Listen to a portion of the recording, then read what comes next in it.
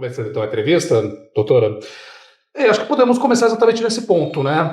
Fevereiro, a FADIS assinou um termo De cooperação com cooperação técnica. técnica, né, com o CNJ, combate à violência para mulheres, inclusive com o iFood, inclusive para os entregadores entenderem o sinal de violência contra a mulher, né? O iFood também está nesse projeto, Isso. que eu achei sensacional. Isso. Queria que falasse, claro, muito recente ainda, foi em fevereiro, né? Mas quais são os avanços projetados em médio e curto prazo a partir dessa parceria?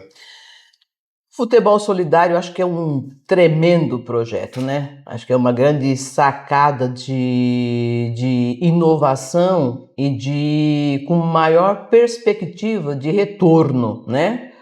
Futebol Solidário, nós temos o laboratório tecnológico, onde nós atendemos essas mulheres de maneira muito discreta, né? Colocamos lá o computador para ela, abrimos o processo para ela, se ela tiver que dar um depoimento, nós temos lá as câmeras para ela, o computador com câmera para ela dar o depoimento, que na casa dela não tem computador, entende? Então, essas coisas que parecem serem tão pequenas, mas que faz todo o diferencial dentro do processo todo, como um todo, da violência, né? Porque se ela não der continuidade no processo, ele fica parado, vai para o arquivo.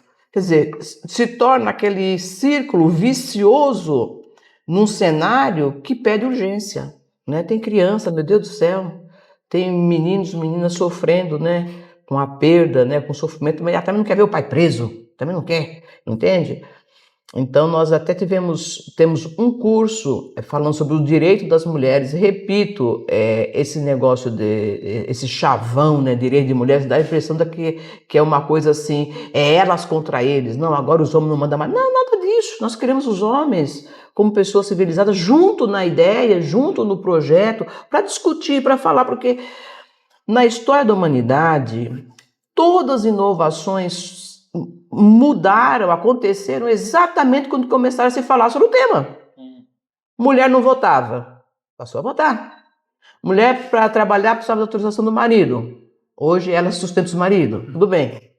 Não podia jogar futebol. Não podia jogar futebol, meu Deus, uma mulher no campo de futebol, mulher ser, por lei. mulher ser presidente de um clube, né? Mulher juíza. Entende? Então são situações que a gente, falando sobre isso, a gente vai trazer inovações, vamos trazer uma certa mobilidade nessa massa social que as pessoas falam, opa, pera um pouquinho só, entende? Nós vamos fazer inclusive palestra na periferia e o juiz, acho que é a primeira vez que um juiz sai do seu gabinete, né?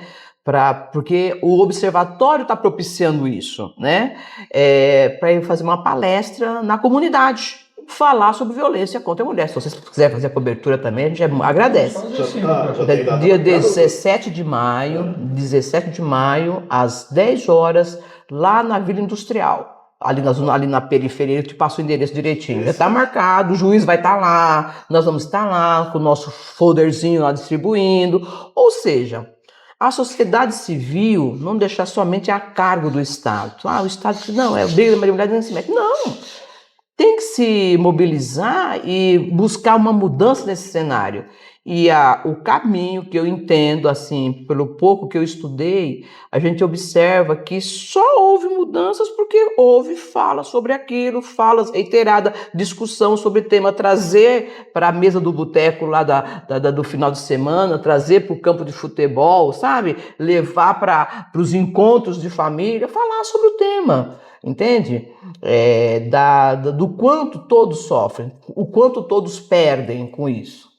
Então, o observatório, eu acho, pelo do termo que a gente assinou, né? Acho que a gente avançou bastante, viu, Bruno? Uhum. Inclusive, aliás, só voltando às palestras, tem um cronograma de datas que vai começar na Vila Industrial, né? Tem cronograma de datas em outros bairros, outras localidades aqui de Santo André? Assim, eu vou ser bem franca, estou frente de um público altamente masculino, né? Mas é muito difícil você falar sobre o tema. Quando você fala sobre o tema, dá-se uma impressão que você é a louca. Sabe? Da pessoa que você é a louca. Não, isso aí, para. Sabe? A gente sente isso quando eu falo sobre isso, né? Então, a gente sente um pouco isso, que, sabe?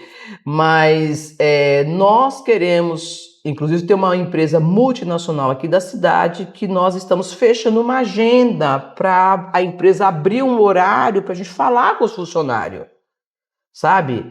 Sobre violência doméstica, violência contra a mulher. Entendeu? Então nós queremos criar essas pautas, mas tem que ser de uma maneira muito sutil para a gente não ser vista como uma louca, como uma revoltada. Graças a Deus nunca sofri violência doméstica, as minhas filhas nunca sofreram, mas não é por isso que eu não vou mexer na questão, não é por isso que eu não vou falar sobre o tema, né? Eu, como uma cientista social formada pela PUC, uma mãe, uma professora, uma advogada, eu tenho uma responsabilidade de um retorno social para no meu entorno, onde eu estou, né? Então, nós estamos ainda com esses passinhos assim. Igreja, fui na igreja, falei com o pastor. Falei, pastor, o que o senhor acha? Ele falou assim, aí, por incrível que pareça, ainda soa com um tom de novidade, sabe? Até parece que na igreja não tem. Entende? Entende? Dentro da igreja todo mundo é santo, né? Inclusive, né, às vezes é até difícil explicar para a própria mulher, né, o que é violência doméstica, porque às vezes a mulher, ela, como a gente vive na sociedade patriarcal, ela encara, muitas encaram isso como uma coisa natural. E aí que você citou durante a sua fala o curso de Direito da Mulher. E me explica um pouquinho mais sobre esse curso. Ele é aberto às mulheres? A todas as mulheres, as pessoas, líderes comunitários. Pode entregar para eles. Líderes comunitários, pessoas que ONGs, pessoas da área da saúde, que as UPAs atendem, né, as mulheres, né, no primeiro momento da violência, né, o poder judiciário, né, as delegacias, né. O programa, Bruno, está muito rico porque foi criado pelo próprio CNJ, tá? Eles criaram a grade e me trouxeram o curso pronto, né? Então, a gente vai começar na faculdade e temos também, estamos preparando para ofertá-lo na modalidade EAD, que assim você alcança mais pessoas, né? E falar sobre isso, trazer esse tema para discussão, trazer esse tema para a mesa, entende? Não se tornar mais aquela coisa, não, no quintal do outro ninguém se mete, eles têm que se virar, eles que se entendam. Não é assim. O preço, o desdobramento social disso é muito grande. E a questão do futebol solidário também, porque aí já pega exatamente um público masculino, né?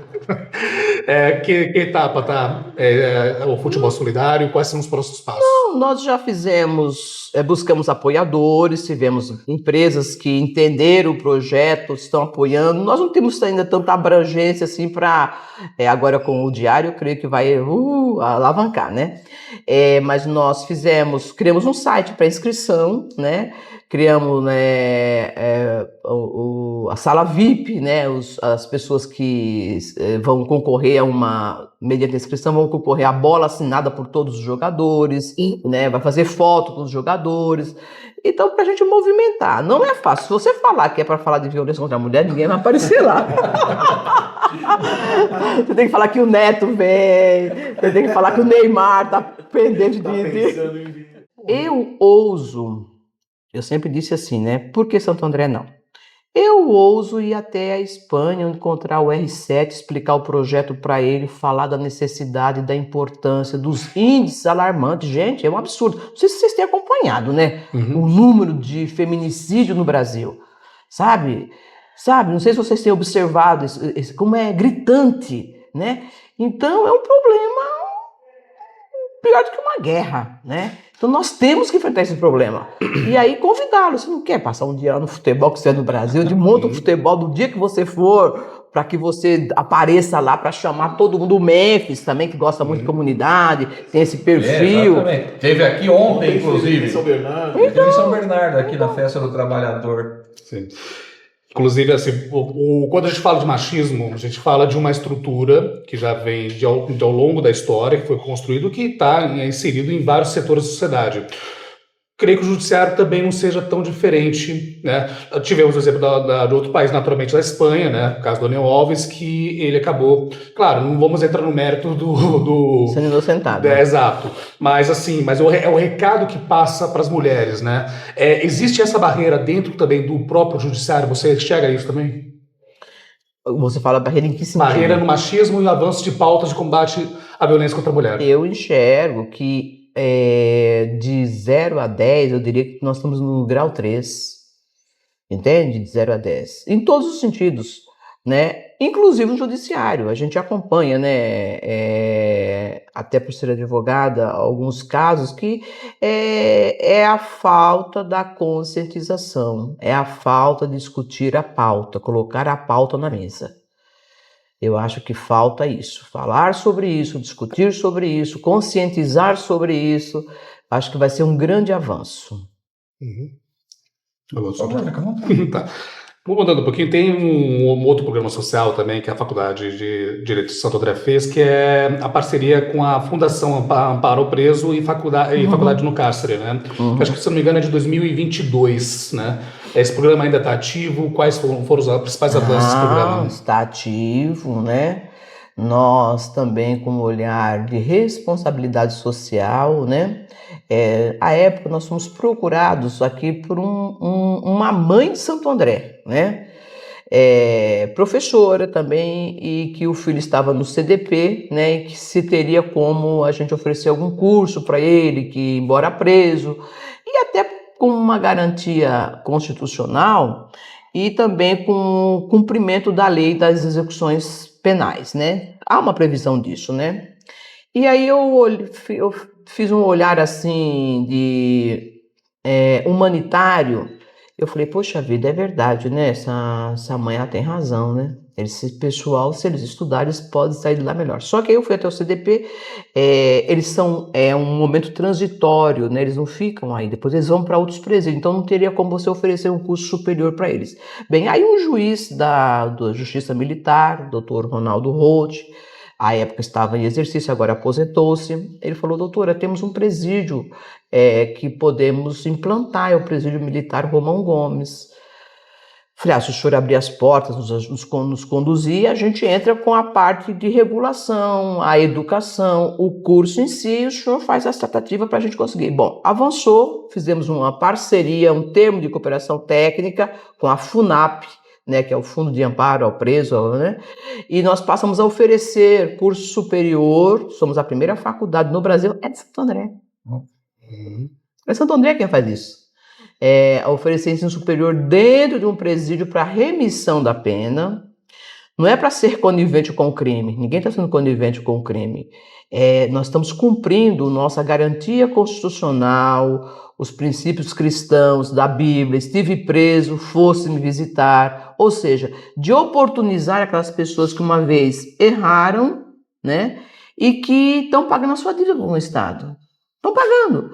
E nós estamos fazendo o quê para possibilitar que essa pessoa volte? Porque um dia você, ele, eu, vamos encontrá-los na rua. Não é melhor encontrá-los trabalhando, estudando, sabe? Retomando a vida do que encontrá-los de novo no crime? Eu prefiro encontrá-lo assim, né? Hoje vocês atendem quantas pessoas, doutora? Não entendi. Quantas pessoas vocês atendem hoje com esse programa? A primeira turma, nós começamos na pandemia, hein? Olha o desafio, hein? Aqui para nós, aqui tem que fazer, a gente faz mesmo. Começamos na pandemia, né? Então tinha o espaço que eles nos cederam era para 30 pessoas, que é dentro do presídio. Eles saem da cela, alguns saem até com escolta, né? Assistem a aula numa sala como essa daqui, através da plataforma Zoom. O professor de casa ministra a aula e eles, através da plataforma Zoom, eles acompanham a aula. E uma vez por semana vai um tutor para conversar com os alunos, para saber como é que está, alguma necessidade, alguma dúvida, algum apoio psicopedagógico. E aí fizemos o processo seletivo, claro, né? São muitos, todos querem, né? Porque um dia preso, né? É uma eternidade. Então nós fazemos sempre o processo seletivo, como regulamenta o MEC, e só tinha 30 vagas, né? Então fizemos a prova objetiva, a redação, e quando houve empate, nós pegamos os que estavam mais apenados, os que tinham maior pena para cumprir, esses desempatavam e ganhavam a vaga. Começamos com 30, é a primeira sala de aula, e quando o aluno sai, a gente fica feliz, ganhou liberdade. Mas mesmo os que saem de lá, eles continuam o curso com a gente aqui em Santo André, tá? Então, começamos com 30, aí alguns ganharam a liberdade, graças a Deus, teve uns até que foram absolvidos sem nenhuma, por inocência, né? E formamos a primeira turma, tivemos como paraninfo Dr. Ives Gandra Martins, conhece o projeto, já conhece, ama o projeto, apoia o projeto, então ele foi o paraninfo, e o patrono da turma foi o Dr. André Mendonça, ministro do STF, que também conhece o projeto, apoia o projeto, inclusive já esteve lá dando aula para eles internamente, né? Foi até lá, ele conhece o projeto, dá todo o apoio e esteve lá dando aula para ele. Tem até foto aqui, ele dando aula para eles. Então, o que a gente essa turma começou em 2022, se formou em 2024, aí abrimos de novo o vestibular, porque como eles não têm espaço lá, então você só pode abrir com turmas pequenas, né? Aí abrimos a segunda turma, que está funcionando hoje, né? Hoje à noite, por exemplo, tem aula, né? Das 18h50 às 22 horas, né? É muito organizado, né? Eles não conversam entre eles, não tem grupinhos, os trabalhos são feitos individuais, né? Por uma questão até de segurança. Temos a biblioteca, criamos uma biblioteca, aqui fica meu também, se alguém quiser doar livros universitários da área da administração, educação, sociologia, filosofia, a faculdade aceita. Então, essa biblioteca nós criamos, como não tinha a biblioteca que tinha lá era mais livro de autoajuda, não tinha o cunho universitário. Então, criamos uma biblioteca com um caráter universitário e aí ela é móvel, né? Então, o próprio presídio arrumou lá uma prateleira móvel, então a biblioteca fica 3 dias na ala masculina e 2 dias na ala feminina. Né, para que eles tenham acesso, como eles não têm acesso à internet, então eles têm acesso aos livros, ler. Vou te contar, viu? É uma turma assim muito boa. Caramba. Sabe? O rendimento escolar é muito bom. E o próprio diretor do presídio nos afirmou, professora, depois que começaram essas aulas aqui, o ambiente mudou 40%. 40% o clima dentro do presídio mudou. Né? E todos querem estudar, só que a gente não tem mão para tudo isso, porque nós não temos apoio, repito, de nenhuma ONG, não temos apoio do governo federal, estadual, municipal, é tudo por conta da FATEG.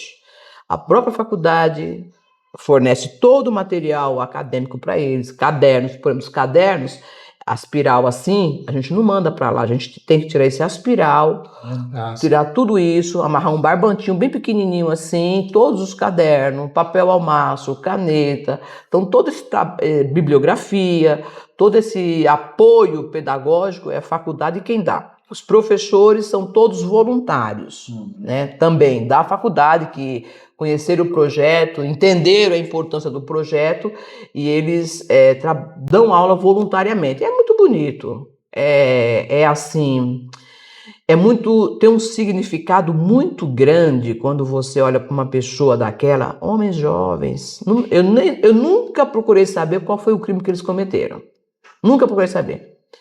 Mas você vê assim uma pessoa que podia estar aqui fora produzindo, estudando, trabalhando, mas não está lá. Aí você olha para aqueles homens assim, sem nenhuma perspectiva, sabe? Sem nenhum olhar de esperança, entende? Então isso é muito forte. Então a gente, através do curso, eles ficam super felizes. Eles não querem ter férias. O único aluno que não quer ter férias.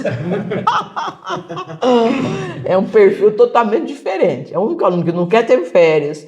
Eles ficam tristes nas férias escolares. Então o que a gente faz no período de férias? Porque nós temos um calendário escolar que é registrado dentro do MEC, né? Então no período de férias a gente convida as mais diversas profissionais para palestrar para eles.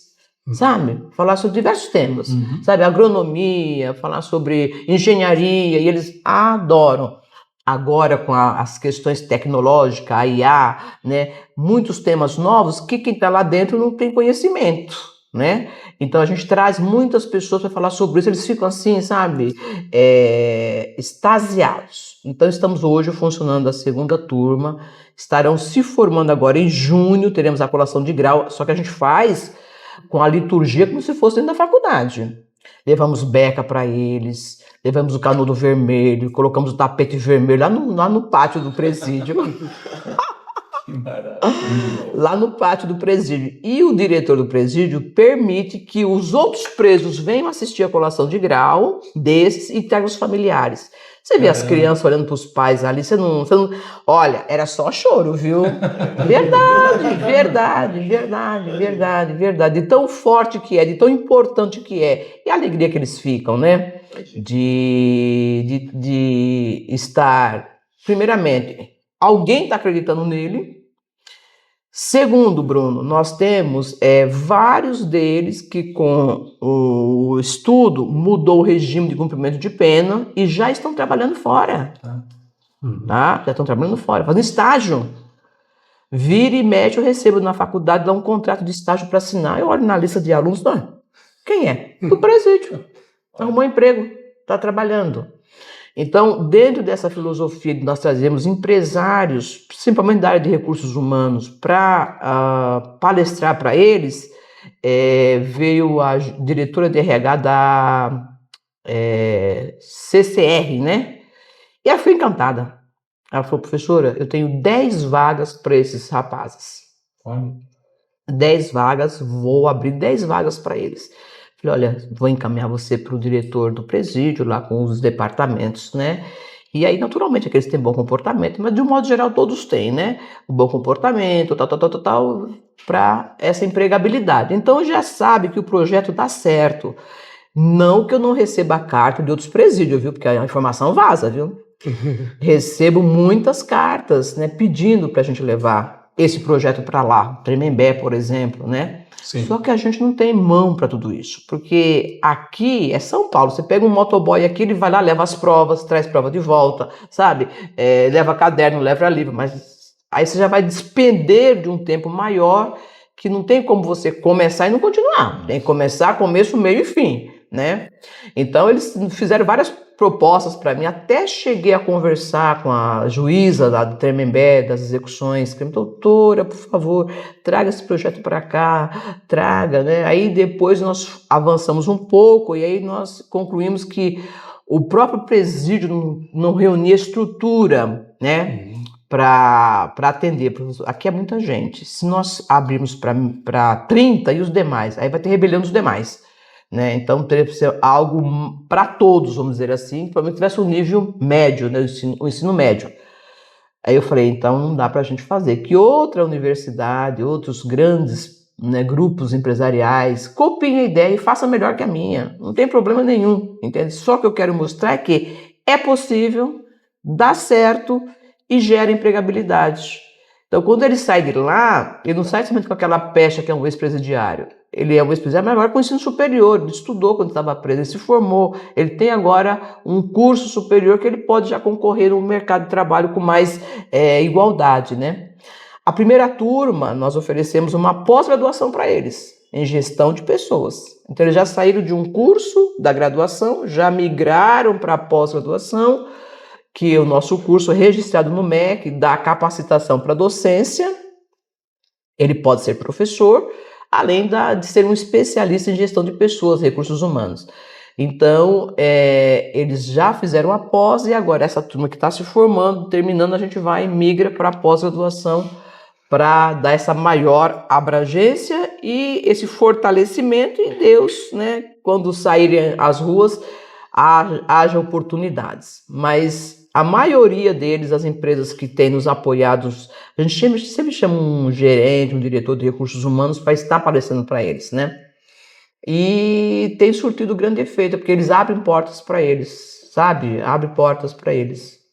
E me chamou a atenção na nossa explicação, né, que é uma iniciativa que nasceu aqui, que pode atrair interesse de empresários e outras universidades também, porque ele traz um retorno, né, também para o Estado, né, porque passa a gastar menos com custos penitenciários. Sim. O Estado, ou seja na esfera federal, estadual, chegou a ver o programa, a criar alicerces para ampliá-lo? Não, nós nunca buscamos, na verdade, né? Na verdade, nós nunca buscamos esse apoio, né, governamental ou de entidades, nós nunca buscamos. Nós visualizamos, imaginamos e pensamos, pode dar certo, vamos fazer? E deu certo. Claro que dá trabalho, né? Claro que dá trabalho, né? Tem aquele aluno que na semana de provas está doente, ele falta nas provas, então você tem que aplicar a prova no outro dia só para ele, tem que se deslocar um professor daqui para lá, né? Na semana de prova tem um professor presencialmente, então é algo assim muito sério, né? Com altíssima qualidade, professores mestres, doutores, é um trabalho bem personalizado, né? Então, para você fazer um trabalho como esse, primeiramente, eu acho que o requisito número 1 é amor ao próximo, né? Porque é uma camada da sociedade que ninguém quer, né? Vamos falar a verdade, né? Eu também não estou interessada qual foi, eu estou olhando como pessoa, estou olhando como um ser humano, que em algum momento da vida errou e que agora está esperando alguém dizer assim, olha, você pode caminhar por aqui que você vai sair dessa. E eu acho que a educação não tem outra ferramenta, não tem outro caminho mais habilidoso para fazer esse cenário mudar. Então, que outras faculdades copiem o projeto, que cada universidade daquela localidade abrace um presídio, né? Os cursos de pedagogia, utilize os seus futuros pedagogos para fazer estágio, acompanhando esses presos na conclusão do curso. Tem muita coisa que pode ser feita. Precisa ter o quê? Vontade, amor ao próximo, renúncia, resiliência, né? Mas de um modo geral vale a pena. Doutora, mudando um pouco de assunto agora, estamos num momento em que o STF ele tá sempre na mídia com grande destaque. Alguns anos atrás, claro, sempre como tinha noticiário do STF, de STJ, etc. Mas talvez não com o tamanho destaque que nós temos hoje, né? Ainda mais nos debates políticos, inclusive, né? Como é que os alunos de direito, que serão o futuro do direito no Brasil hoje, você conversando com eles, enxergam esse cenário que nós temos hoje aqui no Brasil? Olha, Bruno, eu sempre entendo que o banco acadêmico é o melhor espaço para discussão. Entende? Seja discutir os pontos que estão certos, seja para se discutir os pontos que estão errados, o banco acadêmico, a sala de aula é o local mais apropriado para isso. Então, os alunos entendem, vê com observações, com aplausos, com críticas. Isso é importante, isso é educação. Isso é educação, né? Não tem um lado, eu sou do lado. Não, nós estamos todos caminhando para uma sociedade livre, justa e solidária, como preconiza a Constituição Federal. É esse o nosso objetivo. Então, nem se deve criar, né, problematizar isso, é muito pequeno para o tanto quanto a educação pode fazer na vida das pessoas. Então, a crítica, o discordar faz parte do saber. Faz parte do saber. Se você pegar no mundo da filosofia, você vai ver que os que mais contribuíram para a sociedade foram os que discordaram, foram os que criticaram, foram os que levantaram o tema, entende? Isso é a construção do saber, isso é a construção de pessoas, isso é a construção de sociedade, isso é liberdade, entende? Então, nós temos dentro da nossa faculdade esse pensamento, sabe? Não temos lado. Nós temos o desejo da discussão, do saber, do conhecimento, né? O que é mais ou menos como você triturar uma cana, né? O bagaço você joga fora, toma o suco. Sim. E a gente falou agora de futebol, né? Mas é só um exemplo, né? No futebol, acho que a última coisa que o torcedor quer falar é sobre o juiz, né? Que quer que o jogo transcorra normalmente. No paralelo que nós temos hoje, né, os juízes, principalmente os ministros, né, eles têm ganhando um papel de protagonismo, então, inclusive no debate político muito grande, e acaba isso caindo na boca da população. Até Se voltarmos algum tempo atrás, dos anos 2000, anos 90, talvez no nome de um ministro da STF não estivesse na ponta da língua como nós temos hoje. Com certeza. Para a senhora, isso é positivo ou negativo a sociedade debater mais o É um judiciário? contexto social, né? Não é somente o judiciário, né? Então aí tem as casas legislativas que precisam fazer o seu papel, né? Temos o executivo também que precisa fazer o seu papel. E quando não fazem, desagam no judiciário. Então o judiciário passa a ser a bola da vez, né? Então é um contexto social que ele todo precisa ser, essa massa, né? Precisa ser moldada no sentido de cada um fazendo o seu papel, né? Então, por que o judiciário chama mais atenção para o judiciário? Por quê? Porque existem várias pautas que o Congresso não julga, né? Não avança e acaba desaguando a discussão para o Poder Judiciário, que é um erro, né? Mas se o Congresso legislasse com a rapidez que a sociedade necessita, né, não desaguaria no judiciário. O judiciário estaria muito mais, vamos dizer assim, fora desse contexto de tantas discussões, né? E aí acaba atraindo os holofotes, né? Então eu acredito que a falta está não no Poder Judiciário por ser excessivo nas suas participações, nas suas atuações, mas eu volto para as casas legislativas. Podemos dizer que a PL da anistia, que é discutida hoje no Congresso, ele pode ser um exemplo disso, porque se a Câmara vier Claro, hoje está um contexto que já estão tentando uma viabilidade em relação à PL da anistia, não aquela defendida pelo PL, né, a partir do ex-presidente Jair Bolsonaro. Mas, mesmo que fosse aprovado, ia acabar desaguando de novo no STF esse tema. Sim.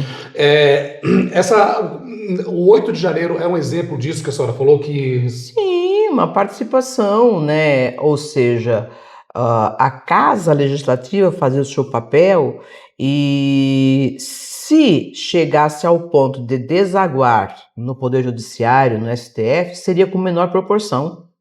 Seria tão pequena proporção que nem se chamaria tanta atenção, não geraria tanta discussão, né? E às vezes a pessoa, por ela ser leiga, não compreender, né, o processo como um todo, a atuação do Poder Judiciário, acaba distorcendo a situação. Mas eu acredito, e com o meu olhar, que falta o nosso Congresso deixar muito, né, a desejar nesse aspecto. Né? Várias pautas, não somente essa, várias pautas. Sim. Eu acho que de minha parte, para encerrar, é sobre a polarização que nós temos hoje, né? O Brasil hoje vive uma polarização que vai acabar desaguando em 2026, né? Não vamos entrar no mérito se ela é positiva ou negativa. O judiciário, ele acaba também sendo contaminado ou influenciado por essa polarização que nós temos aqui hoje? Poder Judiciário? Isso. Eu acredito que não, né? Porque a previsão constitucional é que o Poder Judiciário seja independente, né? Os poderes sejam independentes, mas em harmonia. Eu não acredito que seja afetado. Eu não acredito.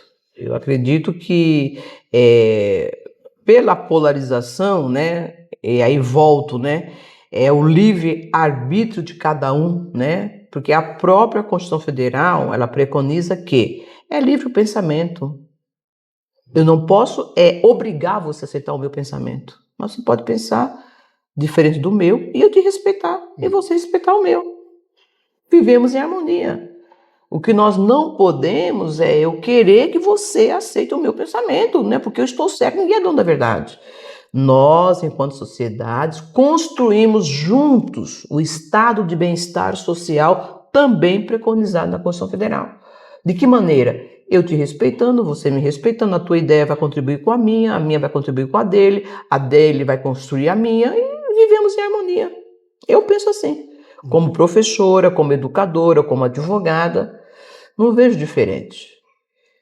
É muito pequeno você ter lado. É muito pequeno. É muito pequeno. É ínfimo. Eu tenho um lado. Não. Fazemos parte de um todo. Um país livre, justo e solidário. Então, nós fazemos parte de um todo. Aquela bandeira verde e amarela abraça todos nós. Para com isso. Muito pequeno você ter lado. Doutora, eu tenho uma pergunta sobre precatórios, né? A senhora acompanha muito esse tema. precatórios são dívidas reconhecidas pela justiça e que a União, o Estado e municípios precisam pagar, né? E de outro lado, tem os municípios, alguns deles, Santo André é um exemplo clássico, que estão sufocados pela montanha de precatórios que precisam pagar. E há um movimento dos municípios buscando a justiça no sentido de dar uma flexibilizada nas regras, de modo que o pagamento não interfira no andamento das cidades, não interfira no pagamento de saúde, de educação, enfim. Existe espaço para esse diálogo? A senhora enxerga que há espaço para esse diálogo? Com certeza, com certeza. Repito, falta discutir sobre o tema. Nós tivemos, por exemplo, em Brasília, no CNJ, qual foi o governante, o prefeito que esteve em Brasília com essa pauta? Então, eu acredito que falta iniciativas. O não você já tem. Não é? Eu sempre vivi assim. Eu tive isso para a minha vida pessoal. O não você já tem. Você sabe fazer uma audiência, o não você já está levando. Você vai buscar um sim. Então, esta pauta, ela está dentro da legalidade. Por quê? Porque é uma previsão, uma lei que regulamenta os precatórios. Tanto por cento do orçamento da cidade vai para ser pago os precatórios. Ok. Mas quem já discutiu sobre isso? Porque durante aquele ano, várias coisas aconteceram no município. Chuvas fortes, enchente e não sei o quê. Tá, e quem já chegou para discutir isso junto com o CNJ, trazer essa pauta junto ao TJ São Paulo, né, para falar sobre isso, para buscar essa flexibilização, não calote, porque isso é indigno, né? Todavia, buscar caminhos. Então, Santo André, né, saiu na frente, né? Tivemos essa oportunidade e todos acharam a nossa ida muito acertada, né? Estarmos lá para falar, para discutir, para buscar saídas, não é aquele chavão, devo, não nego, pago, não é isso. É responsabilidade fiscal, né? Mas dentro dos limites, senão vai faltar, é cobertor pequeno, alguém fica descoberto. Então, reestruturar isso, né? Então, isso, inclusive, eu falei com o nosso direto para o nosso prefeito, falei, é uma questão de a gente levar a pauta. Porque vamos ouvir o máximo, não a gente já tem. Né? Vamos lá apresentar o problema. A cidade está convivendo assim. E o que a gente pode fazer, o que o CNJ pode reestruturar, inclusive criar resoluções para direcionar isso. Entende? Então foi o que nós fizemos em Brasília na semana passada, que o prefeito Gilvan, graças a Deus, teve a oportunidade de apresentar, né, para os conselheiros do CNJ, para o presidente do CNJ, uma coisa inédita. Quando em Santo André sentou com o presidente do CNJ para falar sobre isso? Quando? Nunca, né? Mas não sei se vocês viram as fotos, aí tem umas fotos. Sim, nós acompanhamos. Então, sentou, nos ouviu, realmente precisamos fazer alguma coisa. É aquela situação, você está dentro do ônibus lotado, alguém pisou no teu pé. Se você não disser, opa, você está pisando no meu pé, ele continua pisando, não é? Opa, tem um pé meu aqui, né? É isso daí, quer dizer, está apertado o orçamento, não estamos conseguindo pagar. Vamos buscar quem? Vamos para a porta de quem decide. Vamos pôr o tema à mesa, vamos discutir, vamos falar sobre ele, como podemos fazer, de que maneira, quais caminhos. E aí servir como um paradigma para os demais municípios. Porque, pelo que eu sei, aqui na região, está todo mundo no bico do corvo, né? Né? Então, São Paulo também, não é somente a região do ABC. Então, mas ninguém vai falar nada. Todo mundo indo para fora, que ninguém vai falar nada. Vai deixar o munícipe assim, a ver navios, sabe? Não, vamos sentar à mesa, vamos discutir, vamos falar, vamos buscar saída, vamos buscar alternativas, sabe? Vamos reorganizar isso, como podemos fazer sem que não prejudique quem tem o direito a receber, mas que também não sacrifique a cidade como um todo, porque vai faltar em algum lugar, uma vez que a cidade tem o seu orçamento previsto, né?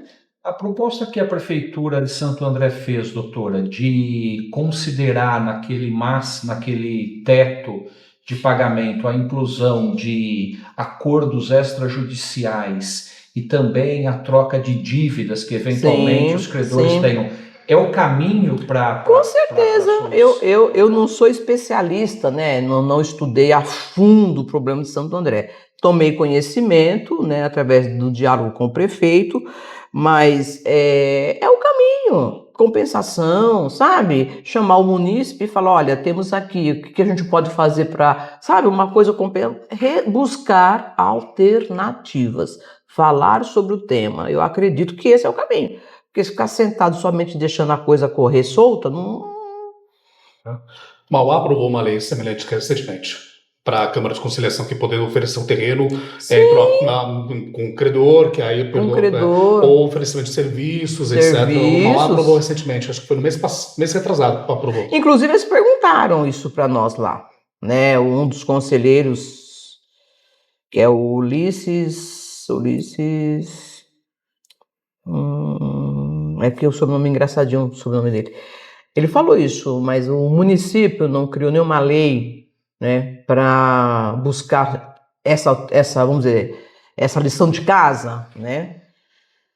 Aí já entra uma questão de relação do Poder Executivo com o Legislativo, né? Mas é uma saída. São alternativas que precisam vir à mesa, sentar, discutir e falar e vai achar uma saída. Não é possível. É que hoje, embora existam essas leis, Mauá, exemplo, Santo André também tem, a justiça não integra esses valores naqueles 5%. Então, o município precisa pagar duas vezes. Os 5% que tem que pagar por exigência legal e paga também os acordos extrajudiciais, as dívidas. Ele não entra naqueles 5% percentual. Eles estão querendo que encaixe de modo que dê um fôlego extra. Mas, e só para finalizar da minha parte, doutora, pelo que a senhora pôde acompanhar nessa audiência lá em Brasília, há uma predisposição da Justiça em aceitar esses argumentos? A Justiça está sensível a esse pleito das cidades? Seria o Conselho Nacional de Justiça, porque é ele quem orienta, né, a todo o Poder Judiciário concernente a essa questão. Muito sensíveis, abertos ao diálogo e se colocou inteiramente à disposição para estar aguardando, inclusive, que o prefeito ficou de fazer uma petição, né, apresentando a situação da cidade, protocolar para poder eles darem aí as diretrizes, que eu acredito que ele já deve ter feito, se não fez, está por fazer por esses dias, né, fazer um mapeamento da cidade, do orçamento, da situação de Santo André e apresentar a eles. Eles estão aguardando isso. Posso fazer mais uma? É que vocês estão falando, então, gostei do tema. A senhora apresentou uma questão que é o seguinte, digamos que assim, a senhora proporcionou, né, num âmbito municipal, federal, a senhora proporcionou um encontro, né, que podemos dizer que foi uma questão até de falta de, não diria de falta de conhecimento, mas de oportunidade. Trazendo isso para o geral, quanto a senhora acha que a sociedade ganharia se todos conhecessem, se as pessoas conhecessem um pouco mais dos direitos que elas têm, doutora? Ganharia muito, né? Ganharia muito, né? A falta de conhecimento, eu acho que é uma das piores violências que a pessoa sofre, né? É indigno, né? Então, eu acho que difundir a informação correta, né? Difundir a informação, orientar as pessoas, isso faz toda a diferença. Faz toda a diferença, entendeu? Muitas vezes as pessoas não entendendo, deturbam o tema, desvirtuam o tema, mas eu entendo que a informação, o conhecimento, o saber é uma dádiva que cada pessoa tem incalculável, né? Proporciona liberdade, né? Proporciona autoestima, porque sabe, né? Conhece, né? Eu acho que isso é muito importante. Agora, tem uma sessão na entrevista que é raio-x. Ele Mais faz X, meu Deus. São coisas rápidas, doutor. coisas rápidas. Por exemplo, Onde só a senhora vai saber responder. exatamente. Onde nasceu?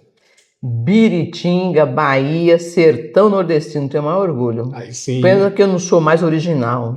Vim para São Paulo e paulistei, vim para Santo André, me Já andreecei. perdeu até o sotaque.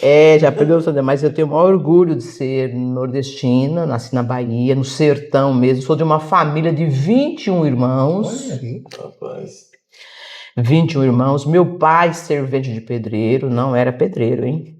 Minha mãe, empregada doméstica, né? Viemos para São Paulo em 64, 65, de uma seca que teve muito grande na região. Meu pai perdeu tudo. Nós comíamos porque os fazendeiros do lado davam comida para nós. E eu chegando aqui em São Paulo, o que eu acredito que me validou como pessoa foi estudar em escola boa. Eu fui estudar no SESI, né? E ali, nossa, coitadinha, né? Uma baianinha recém-chegada com sotaque baiano, né? Pobre mesmo. E no meio de uma classe, vamos dizer assim, um pouquinho mais diferenciada, né? Mas o ensino com qualidade é tudo, né? Então o SESI tem uma dívida com o SESI, né? Porque eles têm um ensino muito bom, né? Eu lia muito, né? Eu sempre falo isso na minha faculdade para meus alunos. É você querer, porque eu não podia comprar nenhum livro, né? E a professora vendo a minha situação, que eu cheguei na metade do ano letivo, então a escola me aceitou porque eu cheguei na metade do ano letivo, vim da Bahia, aquela história toda. E aí eu não podia comprar um livro.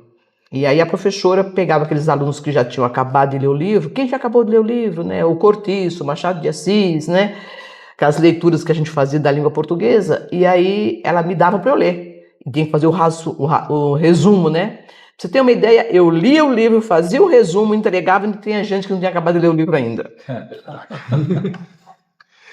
Entendeu? Sim. Então, eu seria uma grande atleta se eu tivesse tido uniforme, né? Porque na época o SESI exigia uniforme, né? Tênis, camiseta, eu não podia comprar.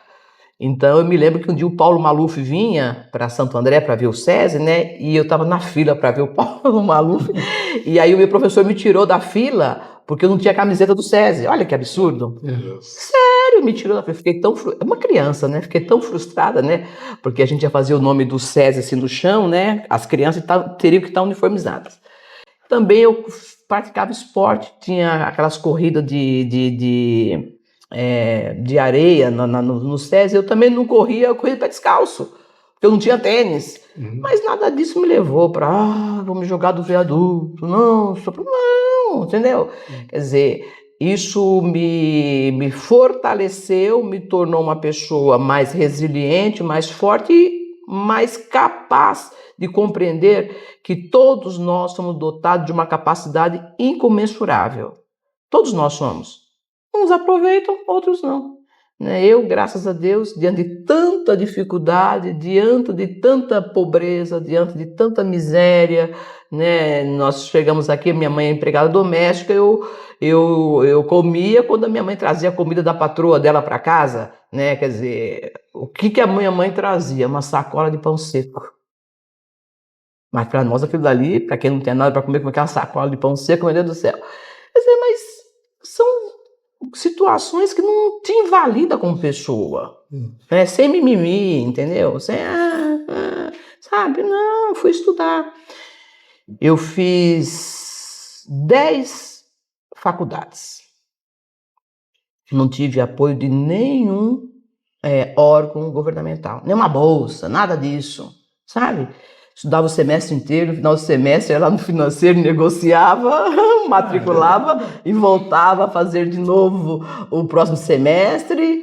Fiz letras, depois eu fiz aqui na UniA, né, antiga UniA, aqui ali na Senador Flacker. Depois de letras, fui dar aula na rede pública, português e inglês. Aí eu vi que eu não conseguiria dar para minhas filhas aquilo que eu não tive. Falei, não. Eu quero uma profissão que eu possa dar para ela aquilo que eu não tive, para elas não passarem o que eu passei. Fiz direito, acertei, né? Com o direito, me tornei uma advogada requisitada na região, né? Por conta do meu conhecimento.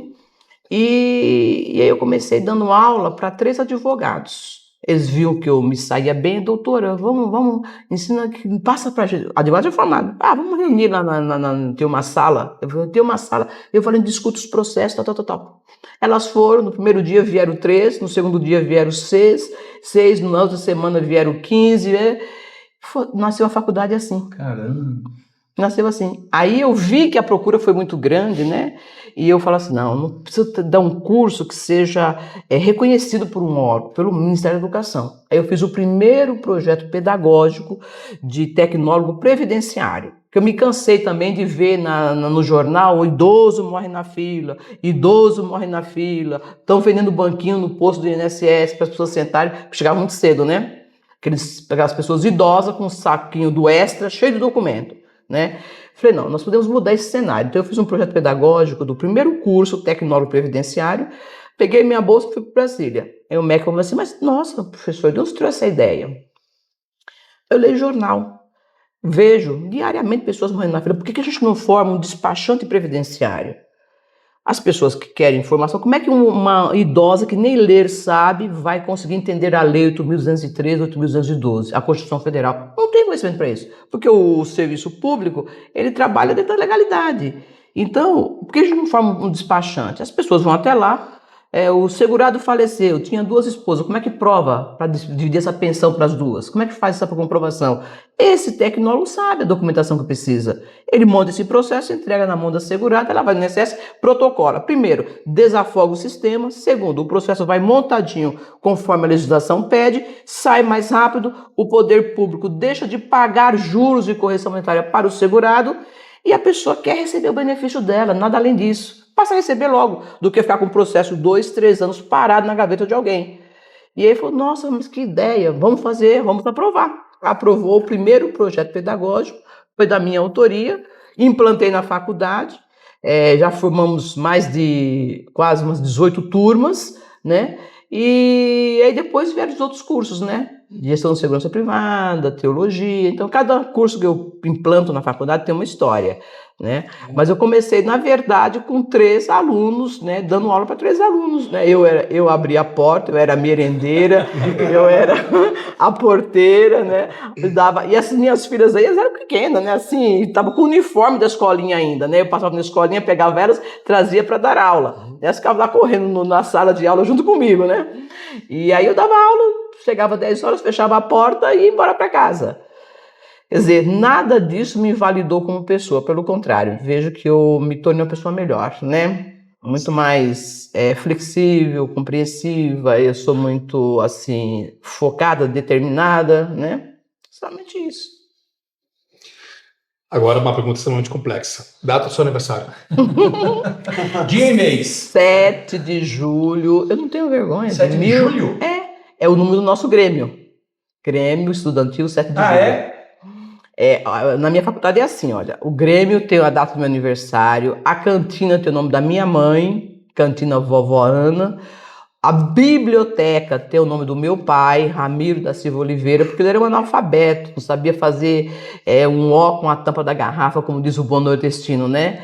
Então, em homenagem a ele, eu dei o nome da biblioteca para ele. Então, a Biblioteca Ramiro da Silva Oliveira, Cantina Vovó Ana. E tem uma minha irmã mais velha, que é a Valdelice, né, que foi aquela mãezona que veio primeiro para São Paulo, né, quando nós estávamos todos no sertão, ela foi a primeira que veio e mandava a carta para nós, né? Então, eu sempre falo para os alunos também isso, eu gosto de contar a minha vida para eles pegarem como se é que serve de inspiração, né? Ninguém sabia ler. Meu pai não sabia ler, minhas irmãs não sabiam ler, minha irmã mandava carta para nós lá. Então nós ficávamos aguardando aquela carta em cima da mesa, aguardando a professora vir da cidade para ler a carta, para saber as notícias da minha irmã aqui em São Paulo. Aquela carta era no local sagrado. Então quando a professora vinha, meu pai sentava todo mundo assim, né? E aí começava a professora, né, com o óculos assim, precisava ler a carta para nós. E eu olhava para aquilo e falava, que coisa linda, né? eu vou ser professora. Eu vou ser professora, né? Porque era uma coisa assim, ela lia a carta para nós, trazia as notícias, olha pai, aqui eu estou trabalhando, eu tenho comida, eu tenho a refeição, minha patroa me dá roupa, olha as notícias, né? Não era notícia assim, eu apliquei na bolsa, investi, comprei carro, não, era para falar que tinha as 3 refeições, que a patroa dava roupa, que ia mandar para nós no mês seguinte, despachar para levar roupa para a gente, então é isso daí. Faltou um ano. 61. 61. Tenho 64 anos. 63, né? Agora, um lugar marca você. Não entendi? Um lugar Que marca? que marcou a sua vida. Suíça. Já estive na Suíça, já viajei muito. Universidade de Harvard, já estudei lá. Quando eu fui convidada, né, para estar num grupo de professores, a minha ansiedade era tanta, né, que eu falei, bom, eu vou comprar um caderno novo, vou comprar uma caneta, né, boba, né? Comprei um cara, quando eu cheguei lá, aquele campus enorme, cheio de japonesinho, tudo com laptop, com computador, só eu com caderno, que decepção. Que vergonha que eu fiquei, eu falei, meu Deus, o que eu tô fazendo com esse caderno aqui? São assim, o Instituto Massachusetts também já estudei lá, Suíça, já viajei, achei um país lindo, um país que é uma inspiração, né? Emirados Árabes, né, também. Japão, estive agora com um grupo de professores do SEMESP e visitamos as 10 maiores universidades do Japão. Impactante, é um país que todos nós precisamos visitar. Então, a preocupação hoje do Japão, tive inclusive em Hiroshima, a preocupação hoje do japonês é trabalhar para a humanidade. Então, dentro das grandes universidades, as maiores universidades do Japão, Hiroshima, Tóquio, eles estão focados em criar produtos para que há 10, 30 anos está servindo a humanidade. Por exemplo, a parte de mobilidade, pessoas que perderam a mobilidade, estão acamadas, estão criando uns equipamentos para pôr no quadril, para a pessoa se movimentar. Olha, é uma coisa assim sensacional. Você sai de lá, sabe? São pessoas jovens, né, que estão ali debruçados sobre a pesquisa, sobre a inovação, sobre a tecnologia. É muito gratificante. Agora, alguém que você admira?